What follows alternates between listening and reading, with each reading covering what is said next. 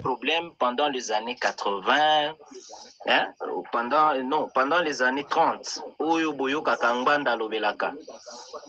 Avant les années 30, il y a eu cette histoire-là.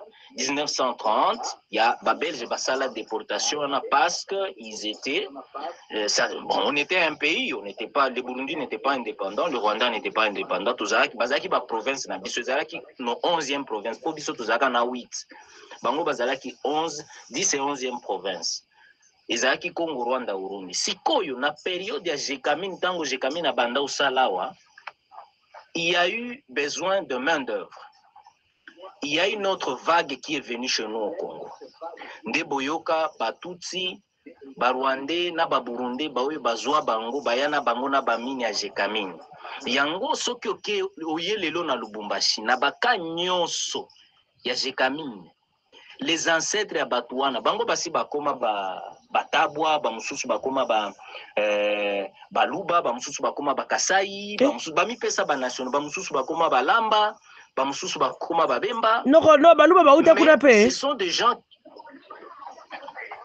te na lobby Batutsi, Baoyo Bayaka na Kotoyi Bamipesa ba nationalité. Yango na tuni te na kona ngai. Bamipesa banani ba tribu. Bamususu bakoma Baluba. Bamipesa Bami bakoma Baluba, Bamususu bakoma Babemba, Bamususu. Parce qu'ils se sont mariés. Ils se sont mariés avec, bon, omoni, soki muluboke kozwa mwasi na kati ya kanje kamini, soki mulamba pe ake ozwa mwasi, bon, bamili ngani, bon, comme ça, les gens se sont mariés comme ça, dans les mines de Kipushi, les mines de Lubumbashi, na mine ya Jekamine aussi, ya nini, ya Likasi, pe na Kolwezi. Bao nyonso bayaka période wana soki oluki ba vidéo komona. J'ai des vidéos peut-être si j'ai le temps. Je vais mettre ça sur mon profil. Beaucoup bando mona ngondingi bayaki.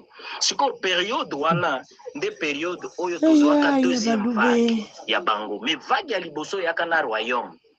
Parce que les Bashi sont les cousins des Banyarwanda. Donc les demi-frères plutôt. Parce que le roi du Rwanda avait dominé tout l'espace des Bashi.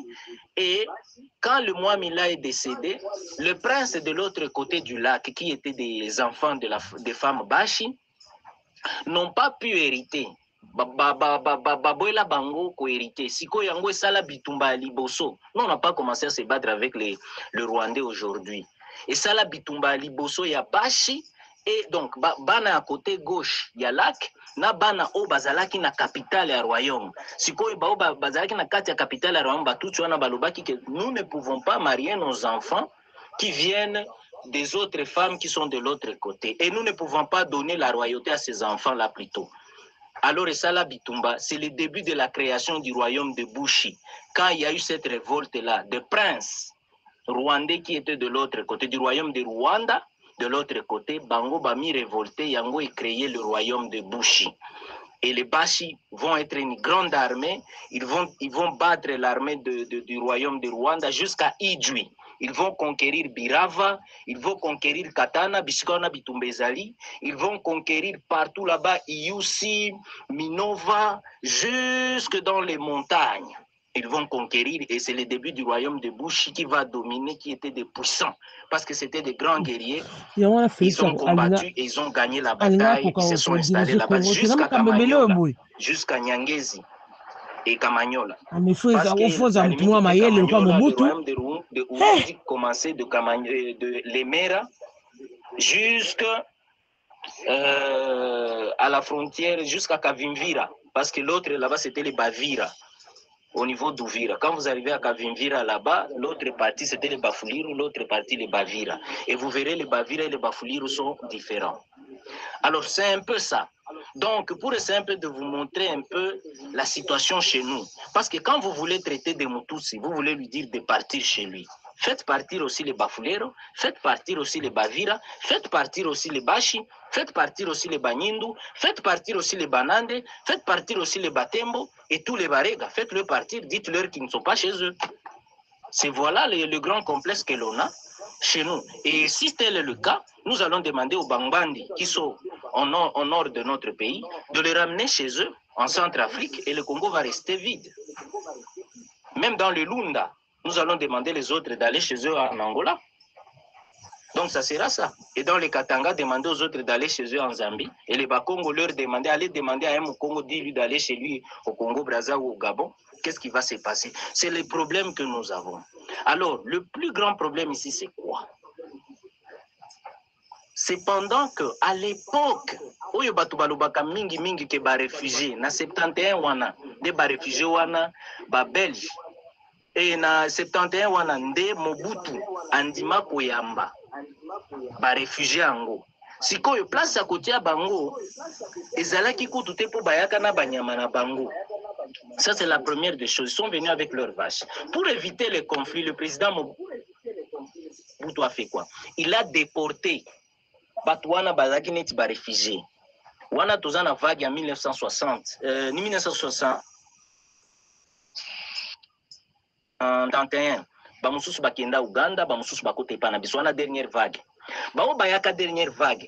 Il n'y avait pas moyen de les laisser na kati ya espace au Bantu bazalaki pour na éviter que le président Mobutu les a ramenés là dans le haut plateau à Minembwe. Vous comprenez? Parce que ceux qui étaient à Moulenge, ils ont trouvé que c'était inhabitable. Parce que vous perdez un fil d'idée, n'a pas expliqué. Alors, vous chuter pour Nazaraki dans la situation. Et oui, il ne fallait pas que je parle de ça. Nayaki na sujet nanga mais madame de lingaki na sosolela mais madame je pense que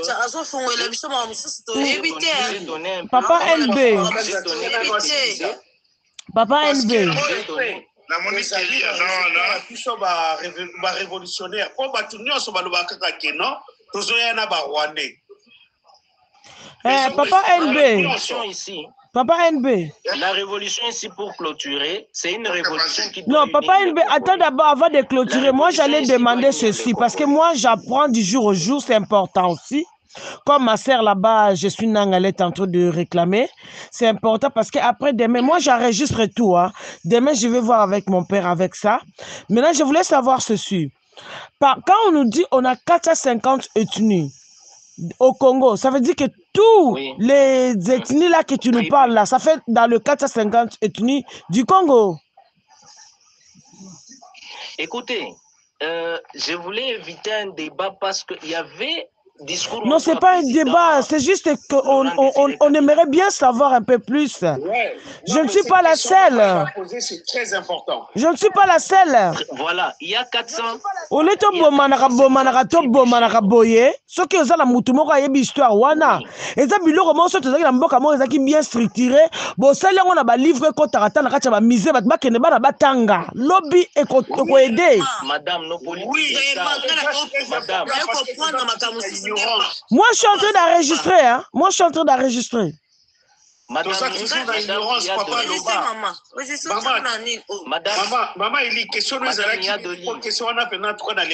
Natuni Boye, on nous dit toujours au Congo, on a 450 ethnies. Parmi tous les ethnies que papa il est en train de nous citer ici, ça fait partie des 450 là où ça va nous faire encore plus que ça. Oui, le Congolais, on a toujours parlé de 450 tribus. Qu'on ne connaît pas. Hein, oui, c'est vrai. Et ces gens-là, oui, ce sont des tribus que vous ne connaissez. Citez-moi les 450 tribus. Si on demande même à un politique de se mettre là-bas, attanga, bakomba ba tribu en Onyonso. Et puis je vais vous donner une précision. Les Banyamulenge, vous parlez des Banyamulenge, il y a aussi les Banyaviura qui sont dans les Katanga, qu'on appelle les Banyaviura. Est-ce que vous les connaissez? Quand vous quittez Kalemi vers Moba, il y a les Banyaviura. Vous comprenez, madame? Voilà, il y a les Banyaviura, il y a les Batutsi qui sont là-bas, qui ont quitté. Papa Wakacha, papa Azolo, parce qu'il fait tard. Mais ça, Makamoko capital, c'est là qu'il lève pendant la journée. Pendant la journée, on devait apprendre beaucoup de choses. Un jour, tu retires à Bitumba, tu bundara bundara oyo. Papa Wakanza, moi je suis de la maison. Moi je suis de la maison. La panel oyo. Papa Wakanza, faut ça les vous savez, j'ai eu mal au crâne. Hein? Omoni, tout le monde. Omoni, ça, c'est chez Bamsou Baya, il connaît tout. Omoni, tu as solo. Bisous, tu comprends, tu vas les kimia, tu yoke. Oh, ils ont déjà comment il y a toujours des gens qui connaissent plus que les autres. Non, ça, il n'y a pas de souci. Il n'y a pas de souci. Oh, il y a mon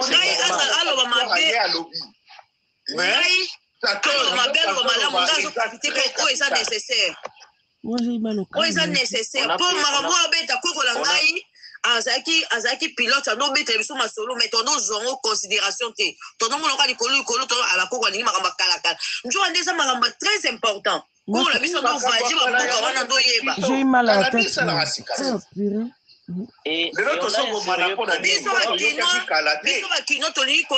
biso bakino to histoire te tolingi kaka koyeba ja lelo kolata bamusicien komela masanga se tout tika papa loba papa azoloba makambo moko même moi je suis super touché biso nyonso na panel oyo omonte na mati afungoli biso loba papa Alors, le plus grand problème qui se trouve là, c'est quoi? À Moulenge, là-bas, là où vous dites les Banyamulenge, à Minembwe, là-bas, ils n'habitent pas la montagne de Moulenge.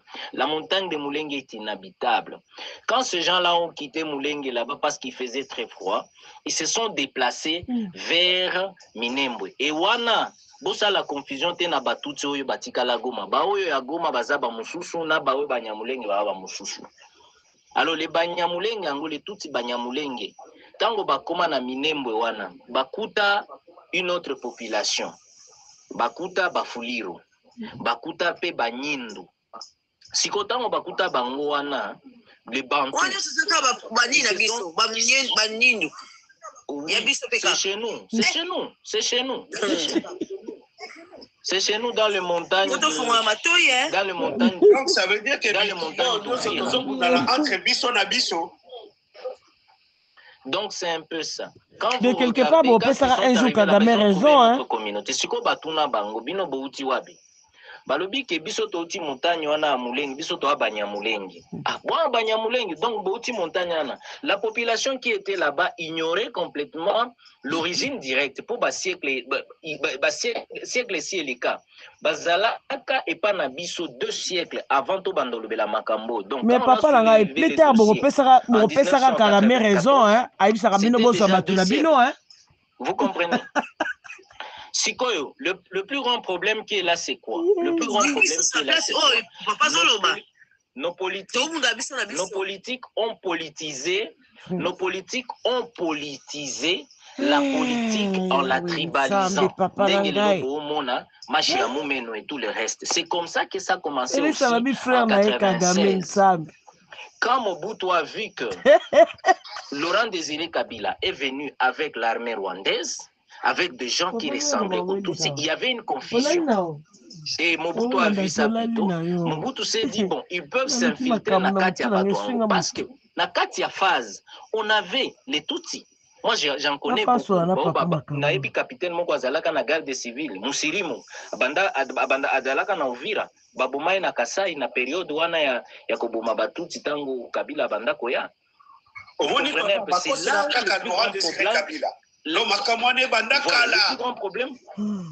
le problème est parti de là.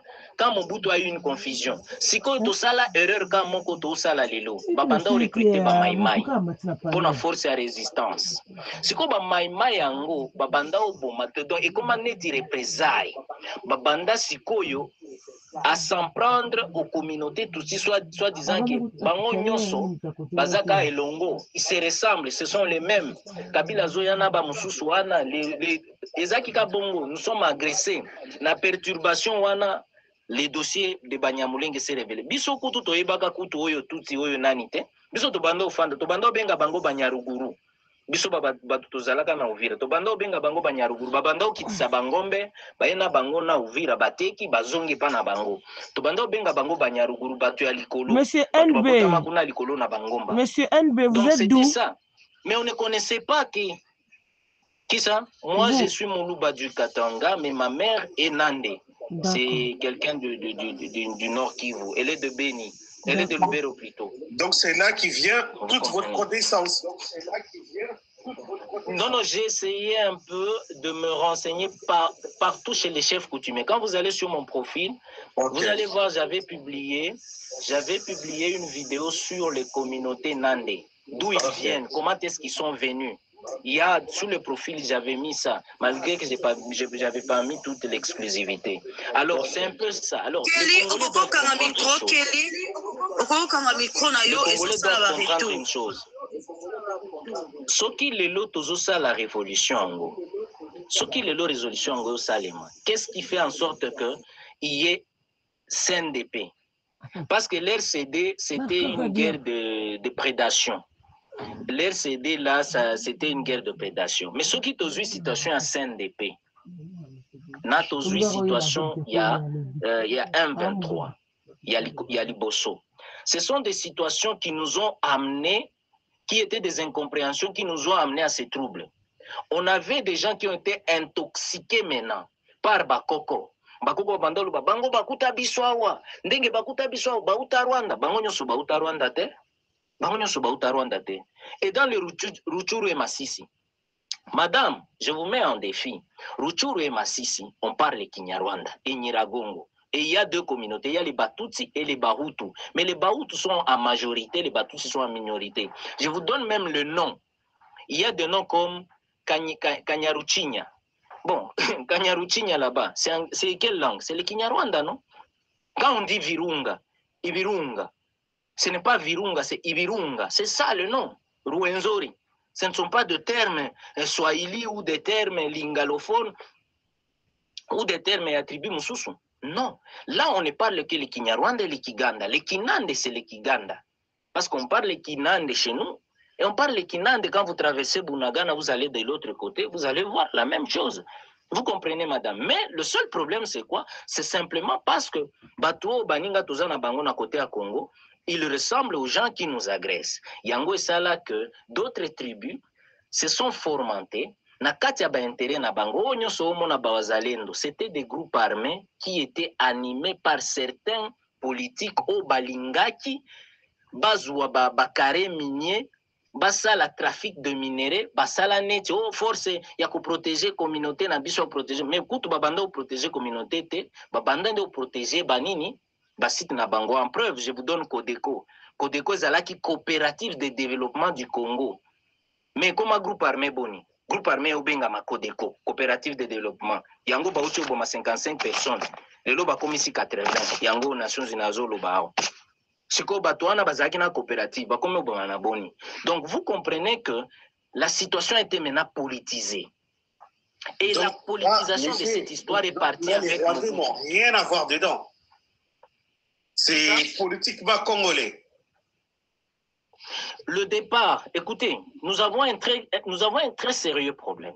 Le départ, c'est parti de nous, les Congolais. Si on a un problème au Rwanda, il y a une période de génocide. Et il y a Sangana. Quand les Hutus qui étaient au Rwanda ont été chassés de chez eux, notre gouvernement a commis cette erreur au côté Sabango na Manduki. Si kotango ba komi pa na biso si bakuti batwana ba bazaneti bandeko babengana bango kuna.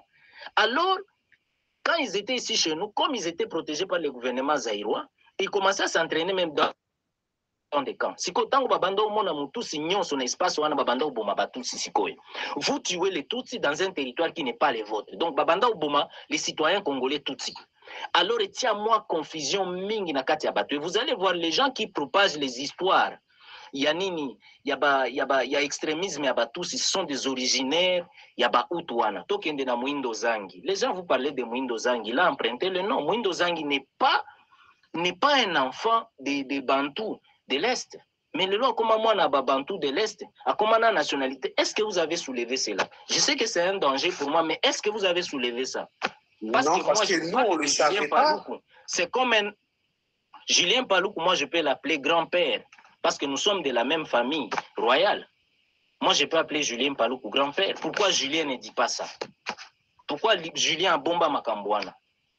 Alors, ce n'est pas la question de chercher à... Mouto Andima Kozala Congolais, qu'ils défendent maintenant la question de l'intégrité nationale. Des questions, il faut tout débattre.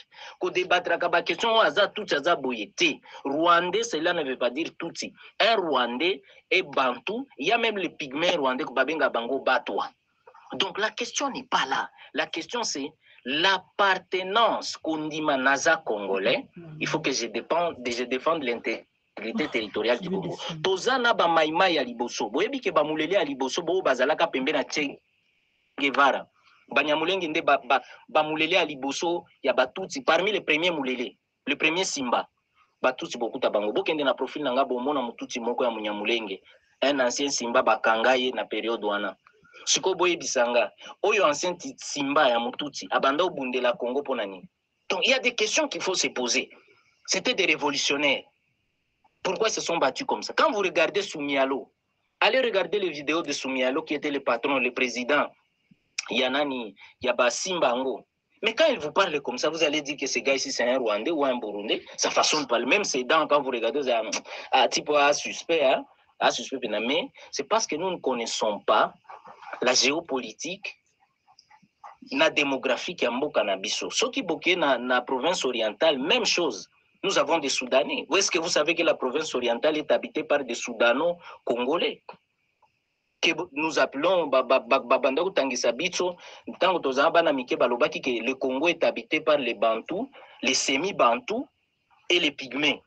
Personne ne l'ignore ici. Ce sont des sémites, banilotique tobenga kabango, ba amite. Les nilotiques, c'est quoi babanda benga des sémites bantous.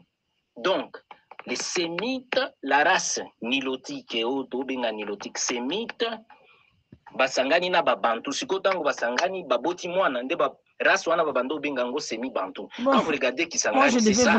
Kisangani est habité par de bonne nuit à vous tous, hein. Moi je c'est un peu ça. Moi j'étais content de vous écouter. J'ai pris un peu là. Oui, ma chérie. Maman, la vérité, c'est pas une guerre de Rwandais. Les Rwandais, il est 1h32 minutes. Donc je dois dormir. La rébellion. Papa, papa NB. Oui. Papa NB, fais un effort d'être là aussi dans la journée, ça nous fera plaisir. Hein, hein papa? Il y a des coquelis qui veut défendre. Fais un effort d'être là aussi dans la journée, comme ça nous fera plaisir. On aimerait bien découvrir quand même nos tribus. Mais non, il y a des décalages parce que vous êtes où de la papa NB? Vous êtes où? Je suis au boulot. Non, quel pays vous êtes? Ben moi, je suis au Congo, je suis dans le Haut-Katanga. Ah, d'accord.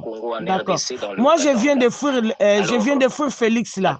Maintenant, je me retrouve en France, là, pour l'instant. Donc, dès qu'il il réussit son coup, comme ça, je rentre chez moi. Non, il faut juste côté à Kabande comme Soussou, Batika Bouzo, Bana, Kolobakinanga, Zoya, Nabarwande. Oh, s'en fout de. Moi, je m'en fous, Nabango. Il faut arrêter ces histoires. Pour l'instant, na Kiminano Félix, parce que na vanda ki 9 mois nanda kuna bimarate, bana ba resti ko bimisanga na bimi. Voilà. Donc nazo zela soki papa nanga na sala lakaki bango. Seka papa nanga zuka ki sasa Félix akeika ba mona na place des artistes na victoire. Alors, moi, je donc je le sens. Nous ayons... Papa Wakatia, fais-moi descendre, je dors. Merci papa, bonne soirée, bonne nuit surtout. Bonne nuit. Nalandio très bien et à comprendre parce que c'est vrai. Il y a des gens, Oyobaza déjà, dans la nationalité, de génération à génération. C'est différent na Oyobazo Yasika. Et maman Eli, yé azolo bela mingi oyo bazoya. Vous comprenez? Donc oyo koko na bango donc depuis bazan a 3 ou 4 générations. Mais qu'est-ce qui nous prouve parce que Mboka pèse en administration? Vous voyez pas qu'on devait refaire tout à zéro? Non, qu'est-ce qui nous prouve vraiment des générations à des générations? Parce que dans notre pays, il n'y a pas d'administration. Qu'est-ce qui nous prouve? Vous ne voyez pas qu'on devait mettre tout en place? Nous devrions recommencer tout chez nous. Oui, c'est déjà une histoire de notre pays.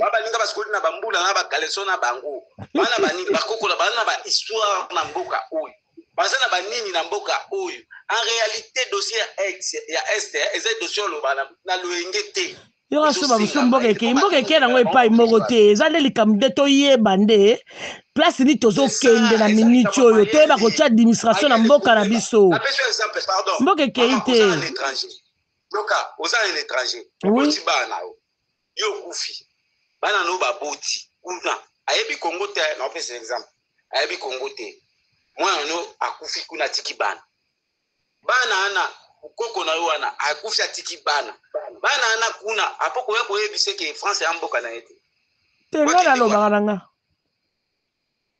bango moko ba yebi bana na yo mboka mboka na yo za kumboka bana na yo te te ngala ibisa bana non bana no ba mboka na bango originalité nationalité na yete ongoza mboka na yete faut ba respecter ba opinion ya batu yo za congolaise mwana na yo aza congolaise te et comment senga yete panda na ye soka kolinga ko voilà alors papa wakasha tu vas imposer bana que moi non za congolais qui congolais c'est état d'esprit yo zo imposer bana le poser un état d'esprit congolais to partager maloba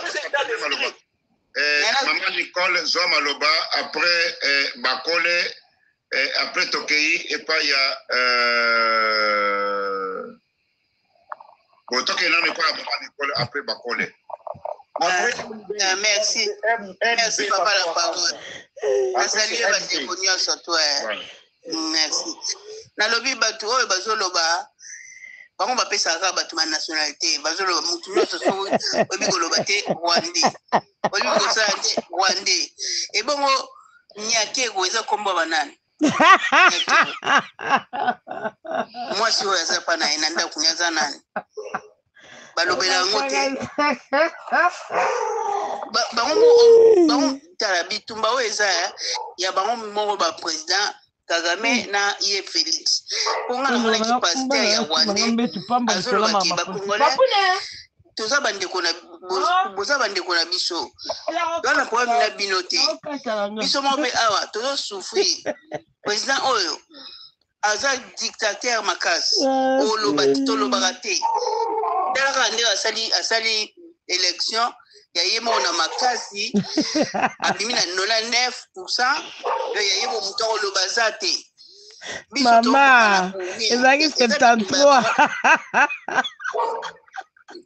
eza bitumba la bango bayebani bango mibale donc makambo moni tozoboma na pamba tokotala ba distraction ya pamba Congo na nga mon pays que j'adore bango bato IDPS balika kosala ba désordre bakomi na wanka kobeta batu bakomi kozokisa batu namoni lobi babomi garçon moka na balabala babeti banzete bamsuwa na bambeli bazokata niso bakosela kaka nanga batu bakufa kote babi nanga so bowa batu nanga so yana bawanda Obama Félix yango wana batu ne baosa ba bavire ebele baokasa kwa nyoso elataka nanga mais bazoye batekele même ba bêtise bango wana babenga ngo nini ezala partager baokende baotika basola mabe na mboka maatro bango ka ono nanga zo ya fala ya ye moko azala ba Rwandais wana boyena boyena boy bango bango basala na Félix po ani bango baotelemela bango te Kamera lobaka bien que na gouvernement ba Rwandais baza est-ce que ba luka ba Rwandais ngo po babimisa bango baza batu nayoka ki nani oyo Kabuya azana batu nae azoloba siko to suka wapi na lokutane soto to sa to banego loba oui mama ngata yo tango na seki na ndenga eza ngo video le lote eza video akala biso to zo ngo déjà bandaka na ba forum eza akala eza mea culpa na to benga ngo mea culpa ya comment dire suna ya na Kabuya ya Kabuya siko me ya culpa na ye pourquoi soka sala ki ngo bandaka la sala na maman Nicolas Silisa maman Nicolas Silisa après to que le pa ya bakole siko yo bango baloba ki nani ba changer ki Kabila aza Rwandais tango Kabila pesa ki bango pouvoir mama moko aloba bela Kabila za Rwandete, Kabila za ndeko na biso Kabange za kombo na biso baloba. Kabila za ndeko na biso papa vanda na yo wala tango bapite on pouvoir.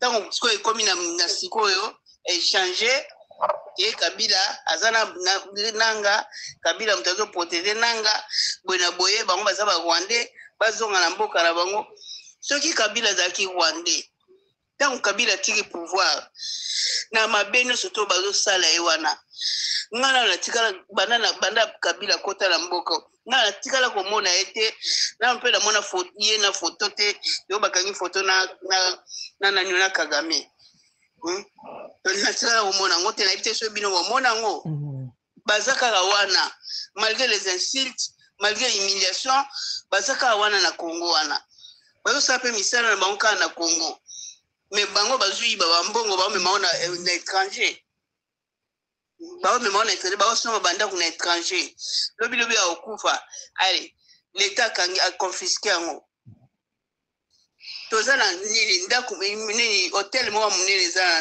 Allemagne ezaki ya Mobutu père son âme itikala ilo ba mazo sala ya mwana ba mbongo niso bazui bazo kimisa ngo à l'étranger ba osaka na pa ba so ba mbongo ba pesa ba tikokezi wana ko ba sala ba distraction na nini na mboka bo ba ko sa ke ka nanga c'est pas bien baluba nyoso dute mais groupe ya Félix ko banana ye moti click na nyoso ba détruire biso na ndenge moko mkete de mutino soto asa alembi même na bana mike o kamera mwana za même pas na 10 ans basi ba yebike o mutungie mtabomi mboka basala bongo to bani ya tabiso tuleni bani ba tabiso lokola bakayasa alors bibe ba na lo bango bien si en plus ye tango président Kabila ngaka ko changer constitution ye kaka Félix aboyaka ono soki to tiki ya changer ngo akonyata biso lokola bakayasa maintenant ye moko sikoyo ani ya changer ngo makambo nyoso ya nda ko boya yango ani ya sala donc soki kaka boya kiteko o papa nanga ya kiti mais lelo oyo mato anya sala siko makambo o Kagame sala te nanga penya espoir peuple batu baloba te batu na so bouche be yango moni azwa ki 99% bani na mamu to ko pasteur na ba avec regret habito ko lo baraté ba congolais bozo bandeko na biso to yinana te biso mo to souffrir to na mo dirté totika makama balangi wana puso to balangi po Félix Mosi na e aza Rwandaise to mona ande mama Denis azana bastiona azobina na mwasa Kagame ake feti kuna do baza ensemble et comment ba mo ba finga ka ba tunyoso ba Rwandais bana mona nde ba koma so lobika mkemni Rwandais oza Rwandais ata ba Rwandais baza batu ba Congolais baza batu batu bazo kufa ba okende non ilo ni honte zo bomana ka pour rien ouais merci pour la parole merci mingi maman Nicole ndeko bakole alobana mboka na yo ok voilà tiki bino bien d'accord merci bonsoir papa Kanja bonsoir à tout le monde nalingi na tuna makambo ba video moko circuler ya respecter mutu lolenge azali tozala ba langue nationale langue okuti eza le plus parlé na Congo eza Swahili okomo comprendre aussi qu'on a grand Congo likolo kuna bato balobaka Swahili papa na même na Afrique karape même na Afrique Swahili lobama un peu bapisike belé hein. Quand on parlait na mboka na Kenya, na Tanzanie, na mboka na Rwanda, ata na Congo, Swahili lobama trop. Au Grand Congo, ça est Katanga, Swahili lobama trop. Biko biso ba Swahili ba comme si biso ba Rwanda to suka wapi. eza nini eza virus ya mabe pouvoir oyo na pouvoir oyo elamusi eloko wana moto soki ayebi lingala te ayebi tshulu seki kozala congolais fo olobaka tshulu baza lingala na tetela soki oza meme bangala mosusu baotraite bango baétranger surtout biso naza 50% moteke nalela ma ya miso ebimanga naosala débat na bato bayaka bapo bamino baa na raison terre ane ezalaki ya babino kolelaka te ndoko ya bana nga bakomisanga rwandaise na ndima eza mpe ka mboka na kati ya afrique je m'en fous nga batraitanga Brazzaville oza Brazzaville bon Brazzaville eza so mabe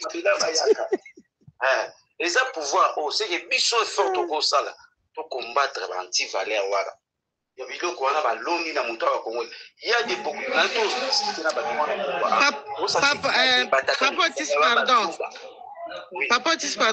Papa kanza kitisa oki popunge merci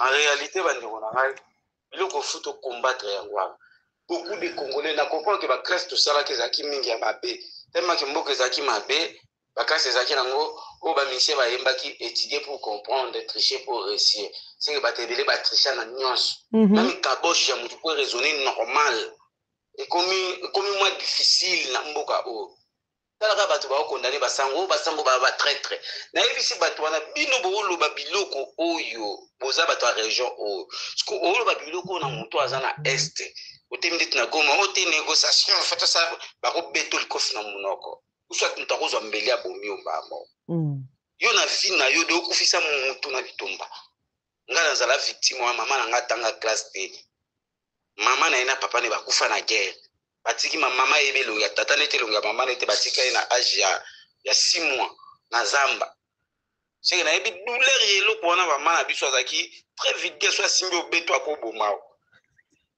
manque ya kozanga baparent moto akoedike azalaki te mama oyo kolotanga na miso na nga papa kotie cours de soir tout kozana ba 1900 quelque bo avant mozaya c'est que nayebi biloko wana nayebi sort na mosiko yo zoboya biloko mbungu pour na sentiment na biloba loba na ba virus mo bakoti bat na mutu eloko biso tokosala biso ba révolutionnaire non seulement ozwa munduki kobunda foko bundisa pe oza cerveau ya mutu ba dirigeant ka nzoto te ba dirigeant même mentalité ya mutu na kati ya mutu il suffit ko beta fimbo pour mutu a comprendre azwa yango pour comprendre azwa yango fimbo pe na pas comprendre muzaya ki na système wana batebele ba mona yango mabe mais lelo ba comment osenga yango opération di Kofi Kabila sala yango asala kango bato bamona mabe baloba après sima nango bato isuba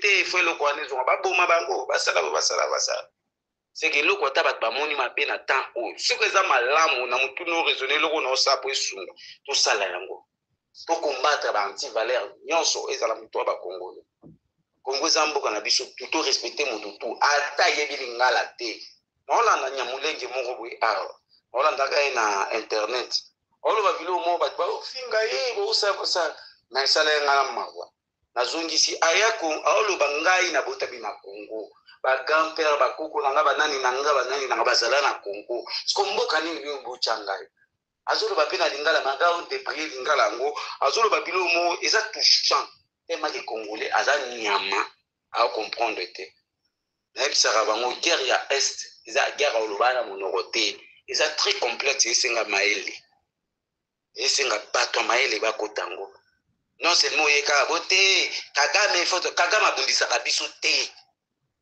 Rwanda ba Rwanda babandeko na biso tie swa koya Rwanda ezalaka ka frontière na Congo c'est to tika biloba loba biso auto détruire Angola ba famille boni ba batikala ba ofele c'est que faut tout ça là intégrité territoriale la chose à non photo protéger tout ça là avec tout ça qui wis pas d'un parabellum de tout temps na classe ko moto ke no kana ba tribu la oni o lo baka biloba Rwanda déclarer guerre na biso officiellement contrairement à kutu biso ndeto sa menace na mboka dai biloba na biso ba nini na biso guerre ya est ça entre nous les Congolais entre nous Banyamulenge bino bo maltraité na Congo. Effectivement que ça na kata Congo. Arrivé na bango na mutu abotami na Congo akoli na Congo. Non mais baronde baye ba quand même ko solo la paix quand même. Kombo ke o tribu moko bi etimo banyamulenge ça n'existe pas. Baza bato peut-être bayaka des années otoyebite to koto botami to kuti bango. Toza na l'état moko ya malamu ya makasa ba ko tia makambi kolo amesa na bango. Eli Black zoato so la sko mukolo. Tu es intelligente. Non la non senti que ça mutamba. Toye ba nationalité ba bango par opinion. D'abord, pour tous les citoyens du monde, na tia une opinion liboso. Hein, pour tous les citoyens du monde, les loba congolais ba comme ba américain et ça opinion na choix na en réalité. Je valide mon frère. Oui.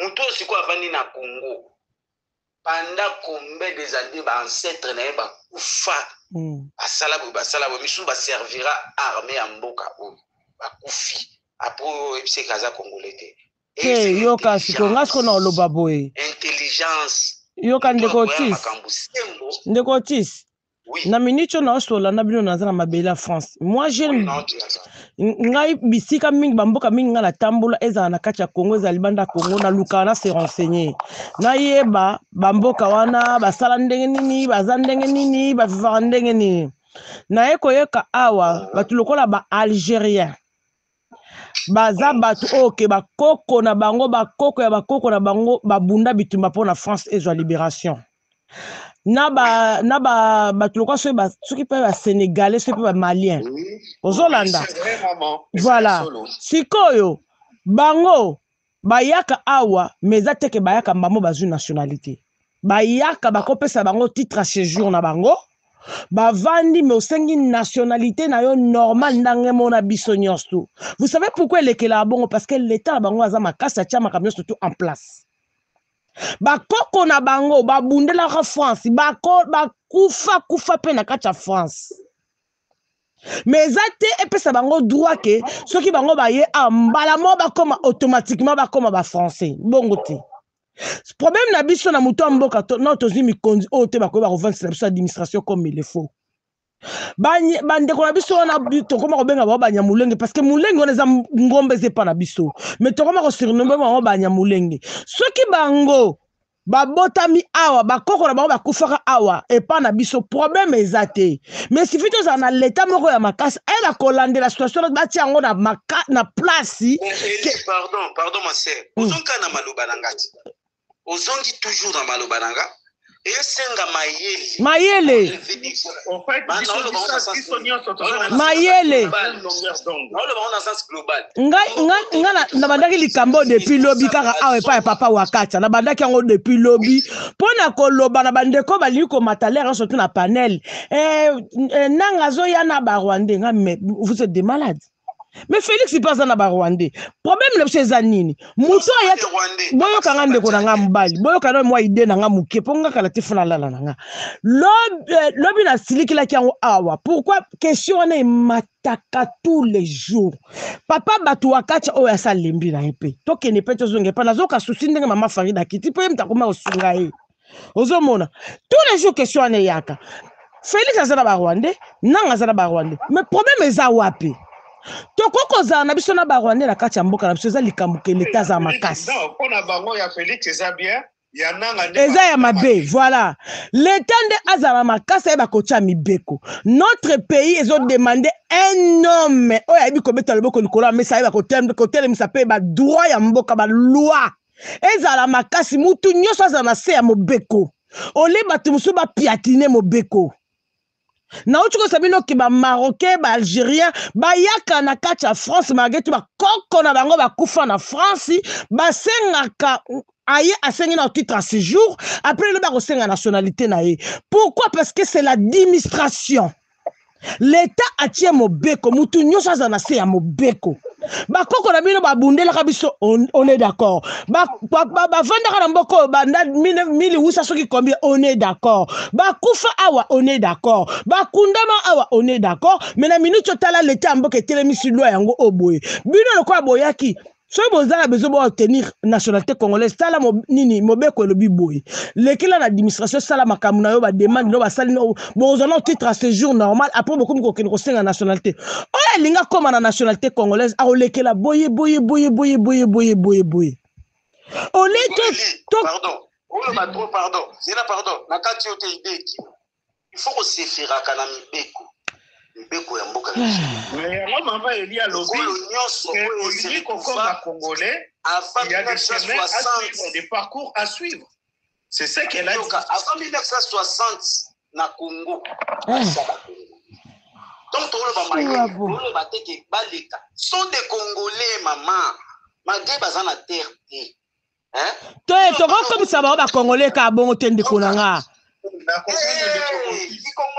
Les Otis, une minute. En réalité, Congo Zamboka va piquer. Ils sont tous bantu to ba envahisseur. Les Otis, en réalité, non. Mon frère, pardon, c'est là. Pardon.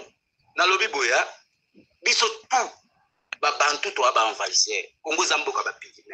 Biso tout au tali kolo ko ne yete to pito utito butito ebo ba pikimendi ba salakia en réalité batu o déjà ba yaki au moins 4 siècles 5 siècles baza a vous avez une destination a été baza ba congolais et c'est la maïli na sens ni vous expliquez ba na dialogue expliquer mutu clair ndeti bana ubota ailleurs ubota ba na États-Unis na ba wakwa sont des américains.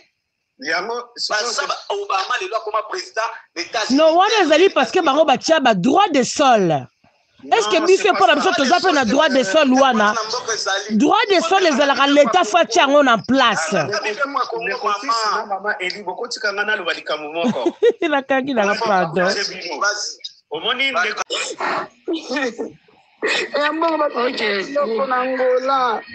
Toteka na Kinshasa. Nabeza mbonga general nanga ikotebi general nanga te. Tosutena kaka dodo bongisa mboka. Bango abeza mbonga general nanga bakomobilisa biso kaka banda batanga mutu basambisaki te. Oke 3 semaines ngo aza na pension. Teki fana senga na mata papa makisi na balelo. Manuka papa na privé na tinga numéro na ngai. Ok, courage, sœur Nanga. Comme ça, au komeli papa wakati na nani na compte na après contacter na privé. Ah, on a privé. Na privé. Papa, wana a côté la papa wakanja na privé, a toza na live papa, tozo sur la makambo intégration. Oh, ils ont dossier à part, comme le papa wakanja na privé, a expliquer kuna à large à détail parce que moni oh ils allaient live hein. Oh ils allaient live. Oh mboka nini oboyi.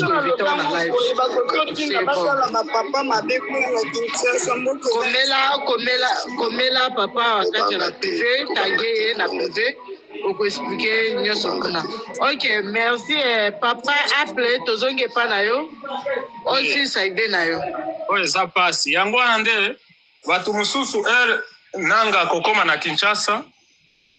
Oyoki ke mutu babomaki bobandi kokosela nanga parce que ce sont des règlements de compte comme ça ya batu bakokufa nanga kokota parce que tout se paie ici bas.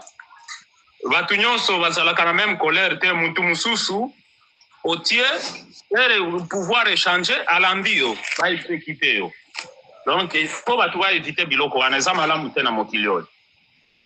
Donc là comme qui na église catholique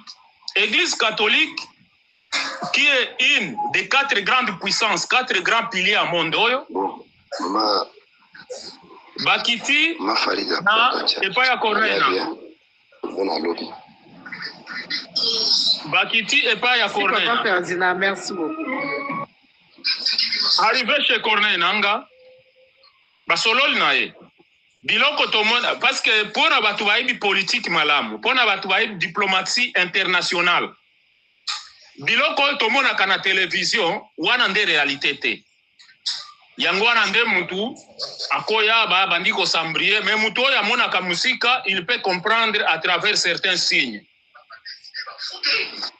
Déjà rencontre entre ba catholique na Corneille Nanga, c'est déjà une preuve que mukonzi oyo.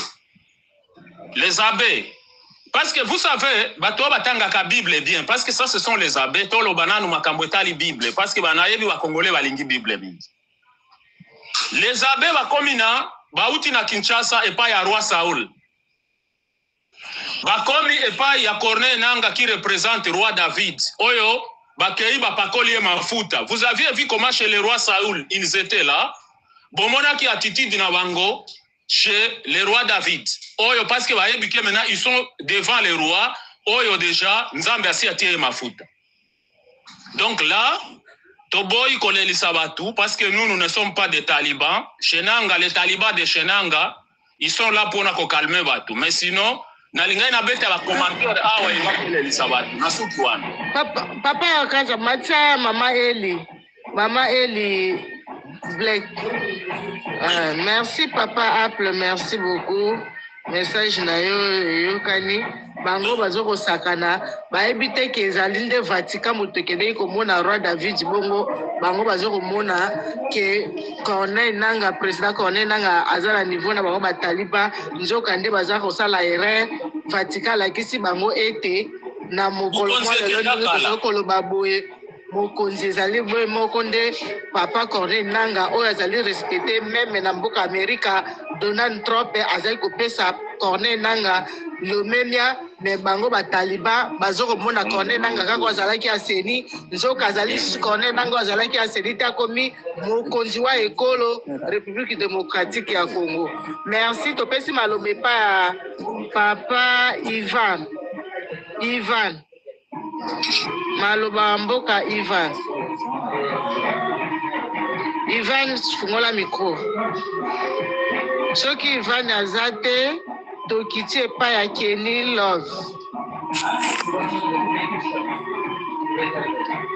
Love maloba mboka yo Kenny Love soki Kenny Love azate tobati pa Papa Glody sima toyeba Papa Monfort. Ok, Papa Glody maloba mboka yo. Glody fungola micro. Bonjour la famille. Bonjour la famille. Je pense que tout le monde se porte bien. Papa Wakaja Mbotena et Kozali. Zamba Kobaka Kobatela. En fait, ce que la dame vient de dire là tout à l'heure, ça m'a vraiment beaucoup touché et dérangé. Et Azakimia, Zamba sera bientôt. Elle verra sa famille et toutes leurs biens, ils allaient la libérer, parce que je crois déjà à la révolution, je crois déjà que tout marche bien. En fait, on a vu ça. Merci Papa Wakacha. Bonsoir Maman Farida. Oh, ils deuxième compte nanga ya. Et on a besoin de bangati. Ok, pas de problème. Et Papa Glody continue. Ouais, ce qui te dérange en fait, c'est de voir nos frères au bazo je ne sais pas si Congolais, entre nous, les Congolais, vraiment, les bazan a problème, il y a vision. Il y a vision vraiment normale où ils ont des yeux pour voir, mais ils ne voient pas. Sincèrement, comment je suis en train de voir des choses de la manière se dérouler. Dans un monde, on a avancé de gauche-droite. Je suis en train de voir, on est en train de perdre le pouvoir en possession sur possession. Mais moi, je dis toujours que non, tout va bien. Comment on est en train de récupérer. Depuis Bakosa Bato, ceux qui, les soldats Bazana Kigali, à l'aéroport de Kigali, il y a un roquet, les lobas soldats, on va qu'il suite, et ça l'a raté.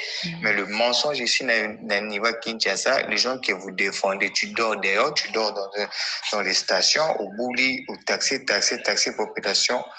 Prix cher et à la fin du compte, tu pars dormir aux stations station avec ta moto, na bilambano na kati ya chassé, na moi wana parlement de Bunaton, na midi au bouli, ça va 10 000, 5 000 à la fin au cola à la station. Ce genre de personnes déjà, est-ce que vous êtes sûr et certain qu'ils peuvent apporter quelque chose? Je viens de suivre tout à l'heure, là, il y a le général d'armée qui a détourné beaucoup d'argent à propos de mercenaires roumains. À cause de ça, coûte au montant, chiffre bazar. Et que la République a perdu plus de 400 millions de dollars par mois. La République perdait plus de 400 millions de dollars par mois. Donc, si on calcule le temps d'années qu'ils ont fait ici ou le temps de mois qu'ils ont fait ici au Congo, c'est une somme énorme. Mais il y a des bobards, il y a des, excusez-moi pour les termes, il y a des cons qui sont là pour soutenir toutes ces bêtises-là. On dit nous sommes des enfants ou des parents, il y a soso, il y a même des marabambons, il y a biso et kindarabo pour une personne qui veut s'enrichir seule. C'est pas normal. Combien de promesses ont été tenues si on est en de ces zéros résolus? Vous voulez qu'on vive avec une personne pareille? On peut avancer la République, oui, mais pas avec ces messieurs au pouvoir. Moi, tout le monde qui va prendre le pouvoir qu'il prend, mais celui-ci, je n'ai pas besoin de voir en décembre. Pour moi, s'il faut vendre même mon bras gauche, chez le diable, je suis prêt, mais je n'ai pas besoin de voir en décembre. Merci. Je laisse les autres aussi pour parler. Merci, Papa Glody. Topesi maloba mboka Papa CM. Papa CM, fungola micro. CM. Bonsoir. Bonsoir. Et pas un gars, ça 0. Na moti na panele oyo na ere oyo me nazolanda bino nazozwa ya kubuya kulinga mwana mboka Félix Antoine Tshisekedi Tshilombo naza na molili place nga nazali naza na molili alors na mona déjà naza awa na 40%. Téléphone na elingi kangama eza iPhone yo ibika ba iPhone na shaki yango na yana mataka kapona ko na yoki mama Frida oaza na Goma Faida OK na yoka ki vraiment mingi salinga passe na kosolo na ye aza kosolo na clandestinement neti ngai pe alors nangaki na biloko moko kaka mpona korelancer nayoki bato ayeli epesi basoki mwa makelele ebele makasi nayoki bango na bainternet na batop Congo nayoki bango mingi bakondane bademarshe ya basango nde bake kokutana na mokonzi ya mboka mwana mboka le cordon na boye kotanga kombo na ye alors bacommentaire eza mwa mingi koto awa tokoyoka bachaîne nationale awa ke bato wana baza badiabolo bake kokutana na ndoki tout ça et tout consort. Alors ngai nazolinga na répondre bato bakomi mwa mingi na bapanel awa ata soki bakozape me bazape nga na beta bango mbodi parce que nga nza moluba averti ndio moluba averti. Je voulais leur doute na pouvoir dictature. Message nini papa Etienne a condamné déjà Mosé Laurent Désiré Kabila na démarche ya banda koya na mutasala baza moluba se présenter moluba falaka ko atira ko sala ta communiquer mokuti na 2008 avant CNDP et s'est créé Papa Etienne Tshisekedi olinga kulaza na Kisasa na invité soza na Kisasa de son vivant azalaki na Kigali na palais présidentiel RCNDP zo ya po et tout fait Kabila awa biso kizali déjà ba mikolo to yebi so nazo mona bato baza na se bazolinga babimisa cordon na boye kotanga kombo na ye naza na Kisasa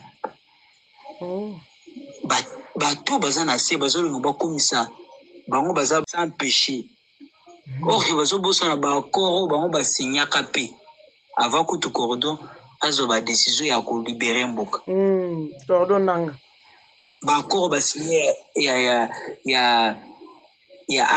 nini ya nini bon oui là on a déjà ouais OK assez.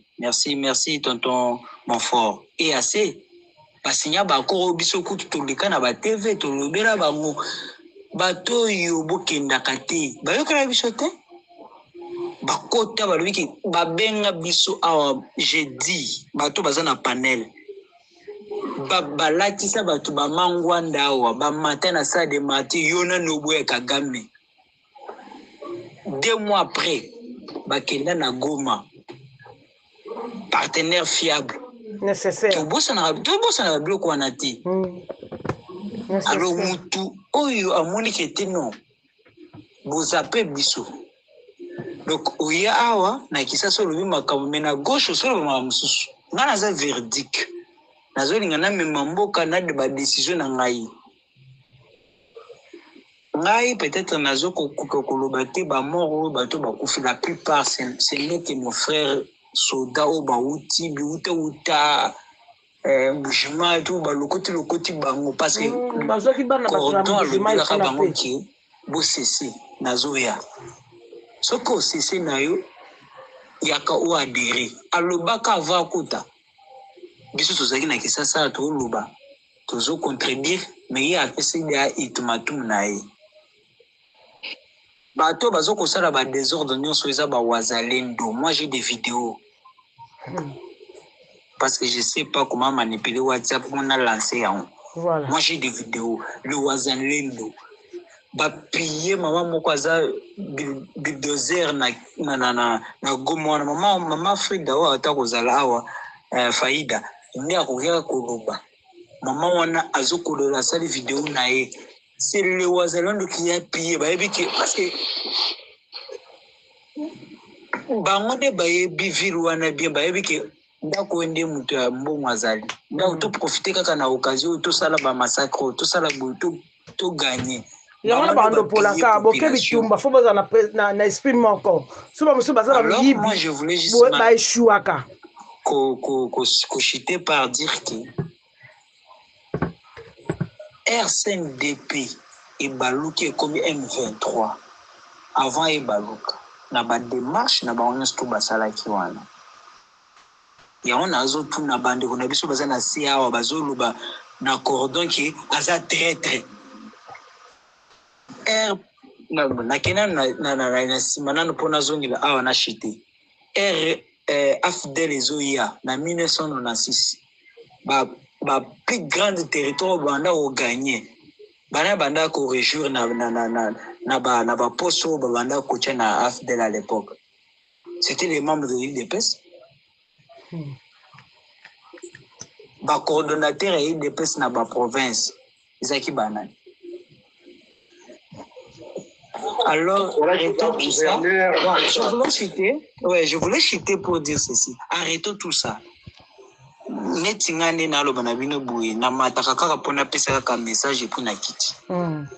je suis 100% Luba. J'ai été toujours parce que nous, on parle de la République. Voilà. La République, tout se prendre en charge parce que mais les amboko, il faut tout garder et tout sécuriser. Jalousement. Tout le monde va Belgique. Azaki na ekutu kuna azoteka pizza. Azoteka na malewa ya poto kuna. Ayawa akomi kotonga basato na kina asomi kutu na mapanga ba papa na biso. Talikam. Akena kuna na Belgique atongi. A détourner mboka a détourner mbongo ya République awa 100 jours et puis tout ça a détourner bango baza na liberté mais bato bazolo au nom de la République bakangi bango bache bango na maloko tire lo babimana nte y compris même jamais kabunda pour aloba ya kete bato ba justice muto auti kuna ozaka secrétaire avant papa était na kufa alobika ke bato yo ba yena ba justice eza ekomi mboka ba justice bakanga etile lopé na eza makambo babimise na nte. Alors vous qui êtes ici en bas beaucoup le ba discours à tribalisme beaucoup quand c'est bino wa balobo ko lekabiso na kamwe bino wa vraiment balobo ko lekabiso ngana lobo papa na muluba mama na muluba naza muluba 100% au nom de mes enfants. Je pourrais jamais politika mboka na bato oyo ba farcero ba uti na Belgique bato ba melaka ba chivoise na batembo ba melaka ba sejoaka basaka na avenir mboka bana na ngai. Voilà. Mboko nani oh papa Etienne alobela mboko oyo qui Laurent Désiré Kabila Koufela mboko oyo Lumumba Koufela lobaki l'avenir du Congo est beau place nyonso za vobundela Congo alors bato ba ko se jure ba yebi bitumba papa Etienne parce que ceux qui ba yebaki bitumba papa Etienne bakoki ko sakana na mboko te. Tous ceux-là qui écrivent en bas, oh bazoko luba baluba, moi je suis luba plus que vous. Moi je suis pas papa placer ça idée na e. Ndako politique. Nazoko aussi c'est maman Frida. OK, une minute. Nazoko aussi c'est pas justement copengler par rapport à la question on a tenu papa en katia nazokita pour trouver qui après ba démarche ba sango ya on est moi et matuma na ngai pour na yoka moi ba information pas na e.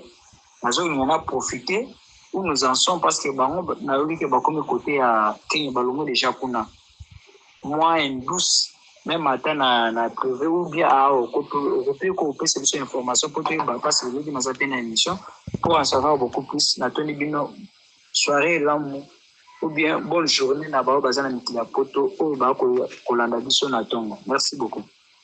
Merci Ndeko. Merci Paul. Alors ndeko zelanga no papa placer po papa pe to katake maloba po to pesa ndeko politique azalaki na problème ya télé nini charge papa placer ça idée na yo comme ça to pesa maman mosi. OK lobagas. Ya pardon boni musango bonsoir. Bonsoir. Voilà za États-Unis. Ngana soutenir 100% M23 na famille na Kinshasa mais to le baraté. Ozaka katobata ba bangonde ba kozanga ba biso. Na minute to na situation mo sérieux na gouvernement Tshisekedi na ba cause na ba général. Na lo baté mais na luka papa na privé na numéro na été. Qui ba maintenant c'est là dans ba tuti na mikili ya poto. $8,000.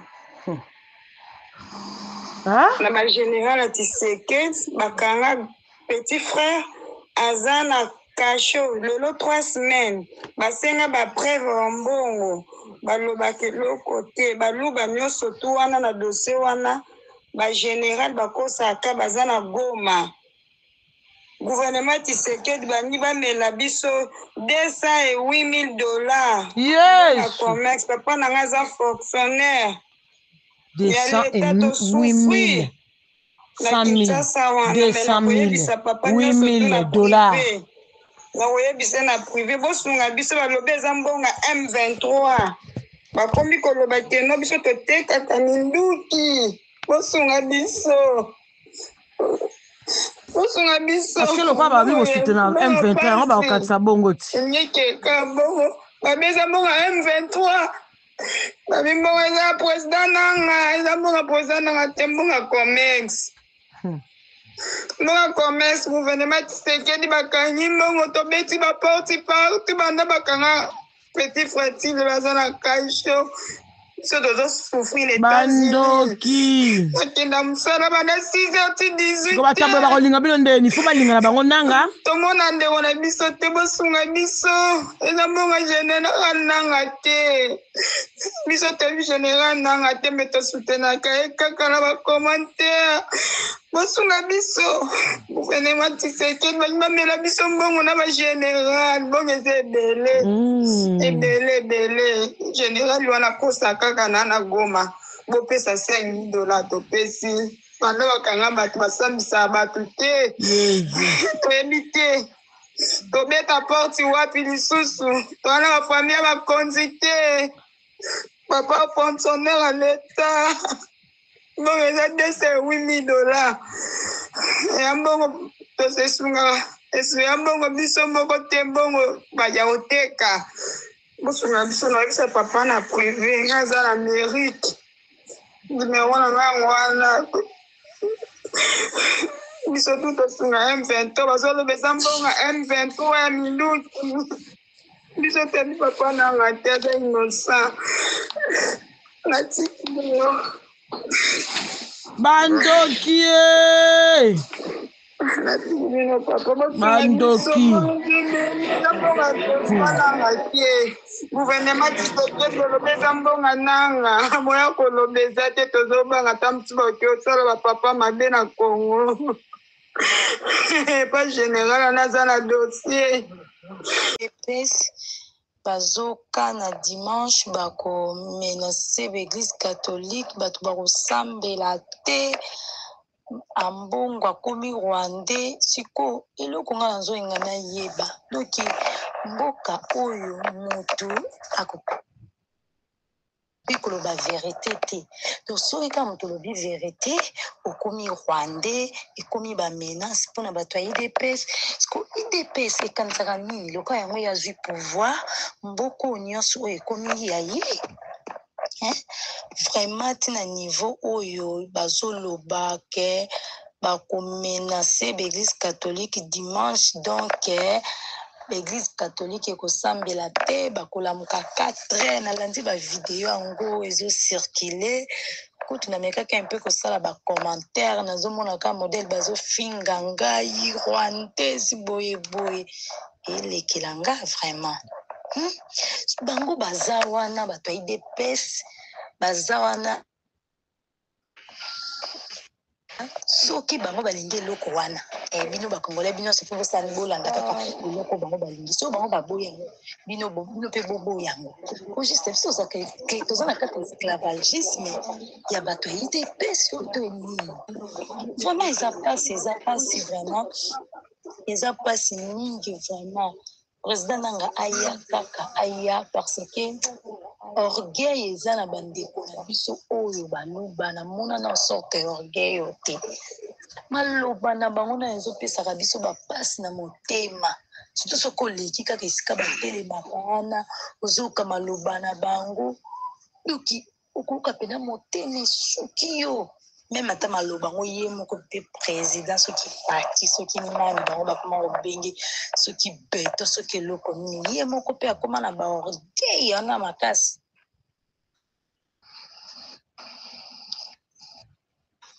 question ndenge aparvenant koloba ke qui va m'interdire vraiment tala orgueil ya modèle wana nazokango pasi vraiment nazokango pasi makasi surtout le quand on a samedi la catholique que ba message on les circulé que dimanche to kendo ki bakoya wana déjà partir à 4h le quand ba bi messe 6h ezali mais si y a ba 9h pisa de bakoya partir à 4h déjà ba rendre compte péché donc il va besoin la messe 6h ba bandi mobulu na bango nde ba messa na mboko ekoma ya bango en tout cas vraiment te donc modèle ngana baye bato yo na baye bango makasi na minute oyo eza belata na bareseau soki oloba eloko moko te oyo ezomona clarté kokomante eloko moko te neti nga nde na komantaki nga bi église esali nini po boya komenase baeglise esali nini ozoka kozwa solution na mboka te kaka eloko boyebi kaka komenasaka bato ali kofinga nga nazofinga malelo na bapublication na bango wana na modele nyonso nga moke natali nga na bino nonono pardon mboko vraiment eza pena dictateur atanga mobutu nde ekomi na mboko bango nde bazana donc nayebi te mokolo pouvoir na bango kokoya nayebi esenga na kozala nango te mpe lolendo bango baza nango tokomona bango sikoyo modele bango bakosuka na mboko nde baza wana mwa moke nazalaki nango kaka ya koloba yango wana. Merci mingi mama Bakol mais yeba très bien que bakala mingi te okomona bango lisusu bato wana te lolendo na bango tout d'abord aussi esili est-ce que omona balobaka makambo ya constitution balobaka yango lisusu te bango lisusu te oui donc bayebi te bakala mingi te bazokende voilà ndeko na ngai NB maloba na mboka na yo. Bonsoir bandeko nyonso na panel. Bonsoir ndeko wa Kancha. Bonsoir. Dans la canisse au pays, nous avons un très grand boulot. Je dis bien, le pays a un grand boulot. Bino, bozoya, bozape na grand boulot na lobela kango, megolonyon soit en panel. Des fois, nazalaga déçu quand j'entends des interventions de certains Congolais qui nous amènent à bas siècle à Kala avec des débats qui ne font pas sujet de débat actuel. Et ça choque vraiment. Ça choque vraiment. Nalingaki na lobela na touché na banda na point ya mama o auti olobawa. Mais na bandela lisusu awa sikoyo lingaki esala mwa sujet de débat mais nalingaki na martele kamuke bandeko eloko wana ezala lisusu sujet ya débat te. C'est un faux débat. Je dis bien c'est un faux débat.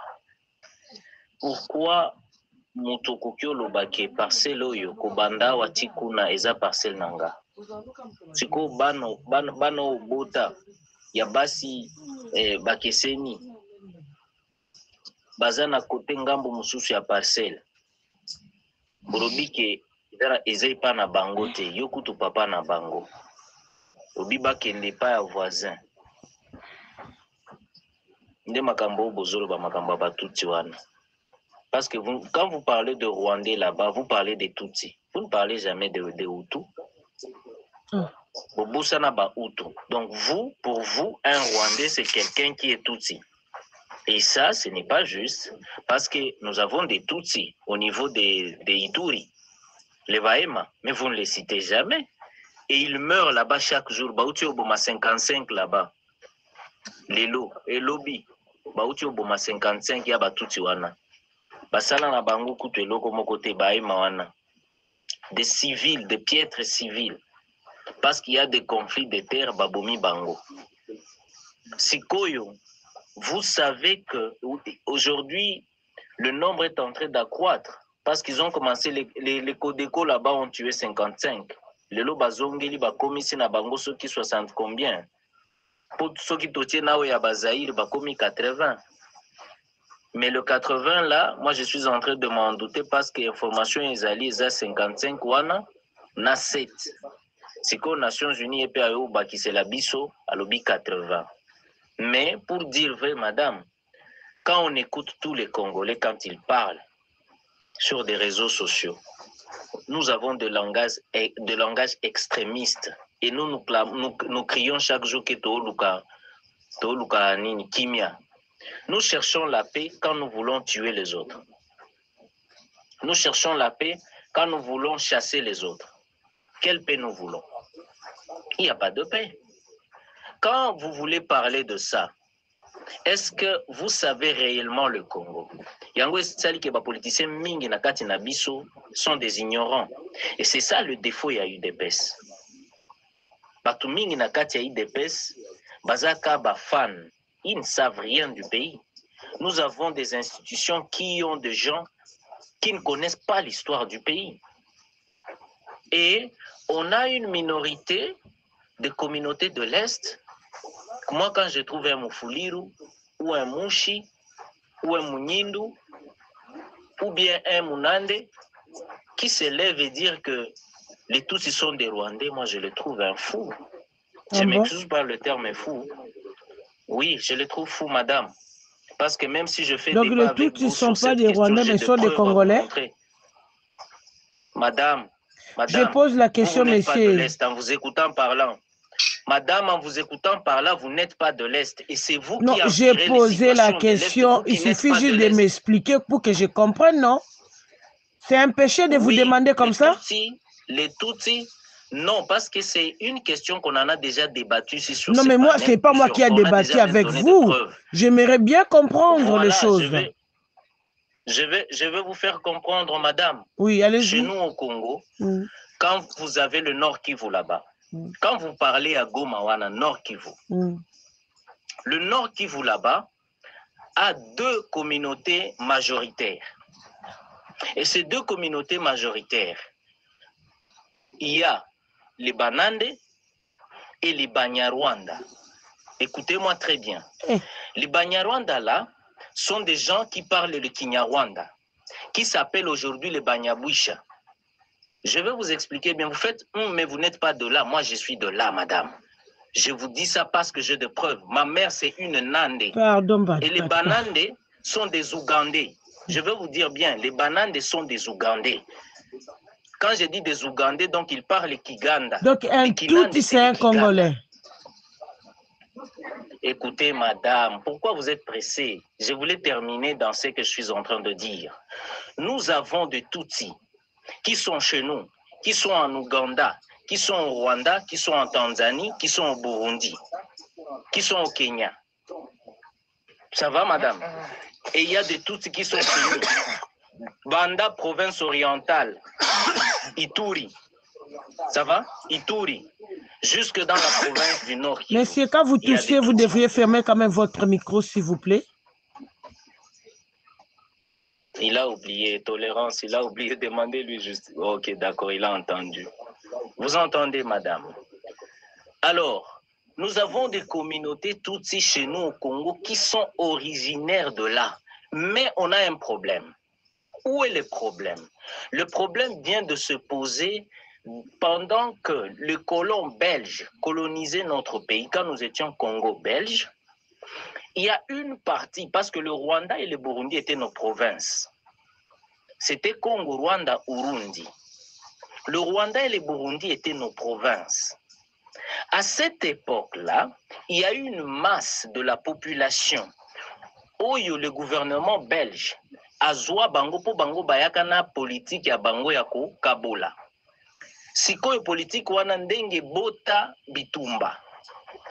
Bazwa une partie ya Batuti. On va le faire partir de la province du Rwanda et une partie qui était dans le Urundi, on va les déplacer vers le plain de la Ruzizi. Là, c'est du côté Kamanyola et les Mera, et on va les faire monter vers Bibokoboko et ils vont rejoindre les autres dans le Aminembwe. Mais je veux vous dire une chose. Quand les Banyamulenge s'appellent Banyamulenge, Mulenge, c'est une montagne inhabitable. Cette montagne-là est inhabitable. On qui ne se peut pas trouve chez nous. C'est trop haut. Oui, c'est ça, madame. Qui se trouve chez nous au Congo. Et dans les territoires de Fizi. D'ailleurs, ça ne se trouve, Mulenge ne se trouve pas dans les territoires de Fizi. Mulenge se trouve dans les territoires de Vira. Mais Minembwe se trouve déjà dans les territoires de Fizi, dans le haut plateau. Ce n'est même pas les hauts plateaux, c'est déjà des montagnes. Vous comprenez, madame? Et à l'époque, ceux qui sont venus à l'époque, il y a création un royaume, il y a Urundi. Ceux qui ont fui les Mera quand il y a eu dislocation du royaume de Urundi. Parce que chez nous au Congo, c'est là où s'est trouvée la capitale du royaume de Urundi. À Remera, oh Yokaka Lemera, accord de Lemera, et pas à docteur Mukwege. C'est là la capitale du royaume de Urundi. Vous comprenez, madame? Et là-bas, non, je vous attends parler parce que je suis en train de capter les choses. Je vais parler avec mon père, quand même, par rapport à tout ça. Il est mieux placé pour m'expliquer. Donc, c'est un peu ça. Ouais, on a des Tutsis chez nous. Très bonne. C'est une bonne histoire. Nous avons des Tutsis chez nous au Congo. Nous avons des Tutsis dans tous ces coins-là. En Tanzanie, vous allez trouver les Maasai. Ce sont des Tutsis. En quoi ça? En Ouganda, les Banyankole, ce sont des Tutsis, madame. Et il y a une partie des Banyankole qui se trouve au Kenya. Dans l'Intoro, chez Museveni, c'est le mélange c'est ce qu'on appelle les Hutus modérés. Mais quand vous le regardez, il ressemble aux Tutsis. Donc c'est quand un Tutsi et un Hutu ont mis au monde. Donc, madame, cela veut dire quoi? Chez nous au Congo, nous avons des Tutsis qui sont là, qui sont venus, qui ont retrouvé les Bantous là-bas. Pendant l'époque, il y a royaume, il y a Rwanda, Bautana, Bunyoro Kitara. Quand vous entendez le royaume du Bunyoro, le royaume du Bunyoro, c'est ce qui a donné naissance même à quelques tribus de chez nous. Là où nous avons les Banande, les Banyindu, les Batembo, les Barega.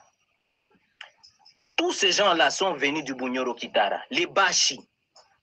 Ce sont des gens qui sont venus du Bunyoro Kitara. Donc, toute la population de l'Est du pays est venue du Bunyoro Kitara. Vous comprenez, madame? Il y a une partie des Bantous qui a commencé par descendre. Et puis, effectivement, le reste des Amites que nous appelons nilotiques, ils sont descendus. Yango ata terme tusi, ezalaka terme, yabatusi te abanilotique te, c'est un terme bantou.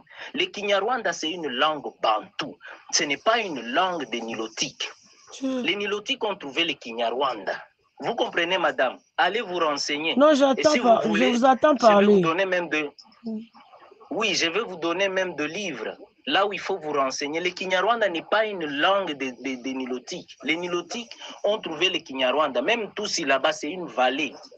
Tango Batusi Bayaka, Bakuta Babantu Bazana Bangomba na Bango. C'est quoi Babantu Ndenge Batuti, Baoto Benga Batuti, Banilotique, Bayaka na ba nini, leur bétail. Alors, pour éviter les conflits, les Bantous ont demandé à ces gens-là de descendre dans la vallée. Cette vallée-là, on appelait ça la vallée d'Ntutsi. Ça se trouve entre le Nyiragongo, quand vous êtes à Goma, la montagne de Nyiragongo et la Rwenzori. Parce que nous avons des massifs montagneux là-bas. Na vallée wana, nde babesa bango, babisa bango bofanda wana, pour éviter des conflits, pour paître vos troupeaux. La vallée là s'appelait l'Ntutsi. Les Bahutu appelaient ça l'Ntutsi. C'est comme ça on les a donné le nom des Batutsi.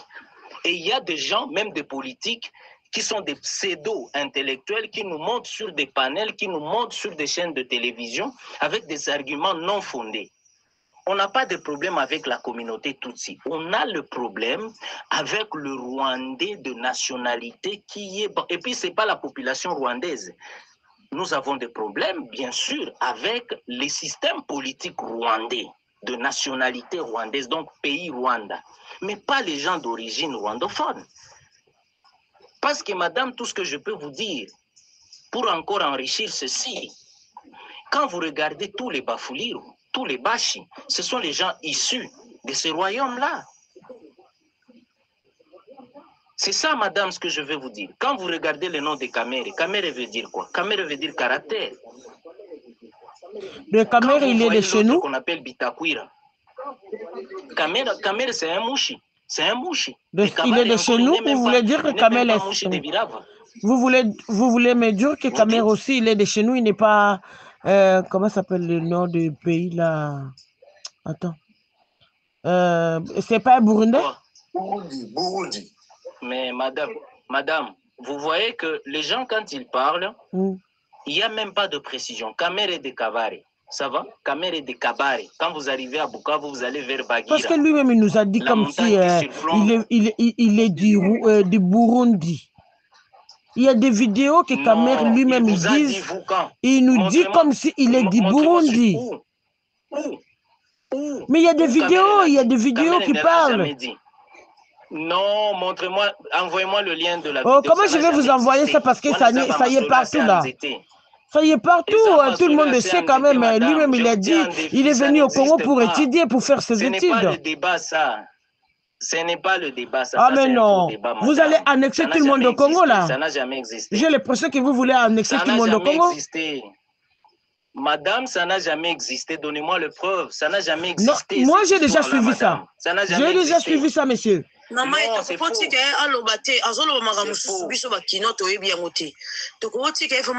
fait, tout n'est important. Oh, tout n'est important. Oh, tout n'est important par rapport à un monsieur qui s'appelle Kamere. C'est important? Non,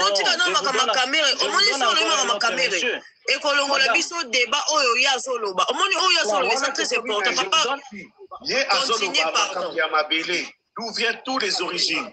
Totika Sisa. Totika Sisa. Poma bamususu toyebi te. Biso bakino tolinga pala ba video ezanga tina ba video ezanga mutu ezanga makolo. Papa yo lowa fungola biso mutu. Fungola biso bakino ebele toyebi makamususu te. Il y a un monsieur qui me dit qu'il est de Walungu. Kamere n'est pas de Walungu. Quand vous regardez les Bashi de Walungu, je vais vous donner les Bashi de Walungu sont le Bantou. Ça va? Les Bashi de Walungu, ils sont du côté Bira. Papa, tika débat Kamere, continuer débat oyo fongola biso mutu, po biso ba mususu ba kino toyebi yango te. Biso ba biso ka ba Rwandais. Les personnes qui ont la base, la biso to ba Rwandais, to tipika wana mais to so yeba te. Bete la biso biso makamunde banda, to so fumutu zo fungwama. Pardon, merci. Voilà, alors, on a un sérieux problème. On a un sérieux problème. Aux années 80, pour vous dire précisément, quand vous regardez la province du Nord Kivu, Masisi, Rutshuru, Nyiragongo et tout le reste, surtout Masisi, Rutshuru, Nyiragongo, c'est là où il y a le rwandophone qu'on appelle les Banyarwanda, que vous appelez aujourd'hui des Banyaboucha. On a même un ministre là-bas qui est, j'oublie, moi, Mindezi. Il est des affaires coutumiers et reste là-bas. Il fut dans le gouvernement Tshisekedi. Lui, c'est le chef coutumier des Banyarwanda. Vous comprenez? Mais il n'est pas rwandais de nationalité. Et quand vous arrivez chez nous, quand vous suivez la ministre des Affaires étrangères, quand elle était Naoni, à l'Oba que le Rwanda a traversé borne 12 na 13. Sikoyo, pour de bonnes précisions, et pas na biso kuna est, les akaba borne nde séparé biso. Sikoyo, kokyo ça la comparaison ya, kokyo mona batu baza kotoyo, mais baza la grande famille de l'autre côté. Et ça, c'est les causes, ce sont des causes. Il y a conférence à Berlin. Tango Bakata, effectivement, tel que c'était prévu, Bamususu Batikala Koto, Bamususu Bakenda Koto. Et ça, neti, Bangbandi. Tous en a Bangbandi na Centrafrique, tous en a Bangbandi na Congo. Et ça, neti, na Bakongo. Tozana Bakongo, Bamika Boli, Bamususu Angola, il y a une partie qui na Braza, partie Mususu Gabon. C'est ça. Voilà, les frontières nous ont divisés. Alors c'est comme ça avec le cas des Batu. C'est comme les Babemba, ici chez nous dans le Haut-Katanga. Les Babemba, vous allez les trouver chez nous au Congo et vous allez les trouver en Zambie. Vous comprenez? Vous verrez quelqu'un, vous êtes avec lui au Congo. Vous comprenez? Et chez nous aussi, c'est la même chose. Alors, ce sont eux qui nous conduisent mal. Comme nous, des Congolais, nous voulons la paix. Nous ne voulons pas la guerre. La guerre nous dit personne. Jusqu'à maintenant, selon moi, comme un quelqu'un de Masisi, essayez de me comprendre parce que j'ai fait beaucoup d'années, sans toutefois même de parler le lingala ou bien le swahili, même le français. Essayez de me comprendre comme Congolais. J'ai fait mes études au Congo, mais je n'ai pas fait la guerre au Congo. Ce qui fait la guerre au Congo, ce sont des gens qui étaient dans le gouvernement de notre pays.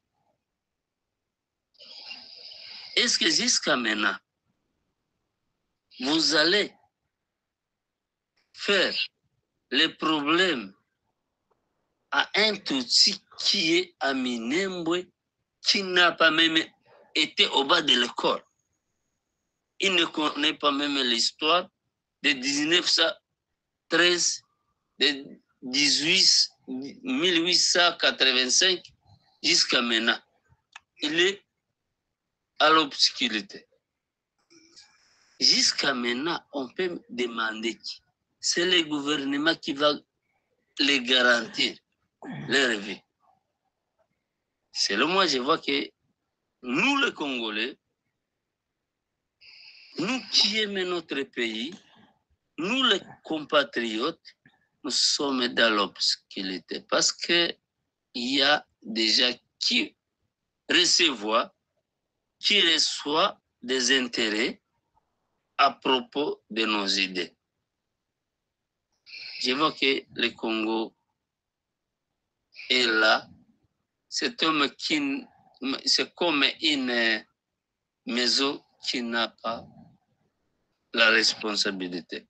C'est comme une famille, une femme qui n'a pas quelqu'un qui l'y encadre. Je peux dire que, en bon terme, je ne sais pas comment je peux dire. C'est ça? C'est une femme qui passe parmi... Tu dis bien. En fait, tu dis que le Congo, c'est une femme qui ne sait pas prendre ses responsabilités. Non, non. Non, il dit qu'il peut comparer ça comme une femme qui manque l'encadrement. Oui, mais il n'a pas quelqu'un pour l'encadrer. Voilà, ok, laisse-lui finir. Laisse-lui finir après. Vous voyez un peu, même ceux qui commentent en bas, c'est le même problème, le problème qu'on est en train de débattre ici. Vous croyez que tous les peuples congolais, il faut qu'ils sachent comment parler lingala. C'est ça le problème. Raison pour laquelle même quand M. Katumbi il a promené le Congo pendant sa campagne, vous avez manqué. Vous êtes manqué de lui comme si ce n'est pas parler lingala. Ce n'est pas tous les peuples congolais qui savent parler lingala. Comme vous aussi, si on vous dit de parler swahili, vous n'allez pas arriver à parler aussi swahili. Le Congo, il est vaste. Il y a 450 ethnies. Vous croyez vraiment que tout le monde sait parler toutes les langues du Congo? Même lui-même, Félix Tshisekedi, il ne sait pas parler toutes les langues. Tout le monde a pendant la campagne à Tamboula qui n'a Kagame parce que partout, c'est Kamer qui parlait à sa place. Est-ce que tu sais parler anglais? Voilà. Parce que le coup de Konabiso, Moutou ya Masisi. Ndeko na biso mutu ya Masisi azolobake a débrouiller kalingala. Alobaka azali na frontière kuna. Alobaka pe moi Swahili, alobaka français, mais à cause la pem sumbula mobimba, amoni mutu akosolana munoko te parce que pas bango bazali, bazoloba mingi dialecte oyo ya ba Rwandais wana. Mais ça logique. Ça logique. Mais pour Nabino, madame Bozo qualifié que c'est un Rwandais. Mais vous êtes des malades. Maman, on est un taliban. Pour ma Cambouana, depuis Congo et Banda, moi, je sais parler parce que moi, je me suis promené un peu beaucoup de places au Congo. Avec mon travail, j'ai sillonné quand même un peu du Congo. Moi, je peux te parler même à Kikongo, mais je ne suis même pas un Congo. C'est juste l'opportunité que j'avais eue par rapport à mon travail. Ben, moi, je suis na panel. Depuis na kota na panel. Na komi koyoka, Swahili moi muke. Parce que je m'intéresse. J'ai grandi en France. On parle lingala à la maison. On a un sérieux problème. Maman Farida, il n'y a pas que des diasporas. Même dans le Congo, dès que vous ne savez pas parler lingala, on vous considère directement que vous êtes un étranger. Voilà. Directement, on vous considère comme si vous êtes un étranger. Voilà. C'est ça notre malheur.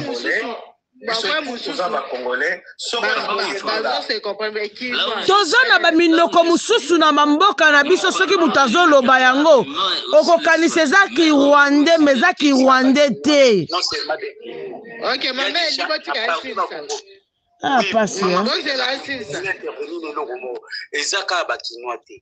Eza défaut ya tous les Congolais. Tous les Congolais. Ba Congolais tous très tribal. Tous tribal. So biso tozo intégrer révolution eza poto longola biloko ya mabeko eza na kati na biso ba Congolais non seulement des Kinois ngape na Kinois pourquoi tozo comprendre bato tobi ki na mboka na biso to na quatre langues nationales to na Chiluba Lingala Swahili ezala pe mukende korangai quatre langues là ça nous suffit pas la sous-langue oui ça ne suffit pas.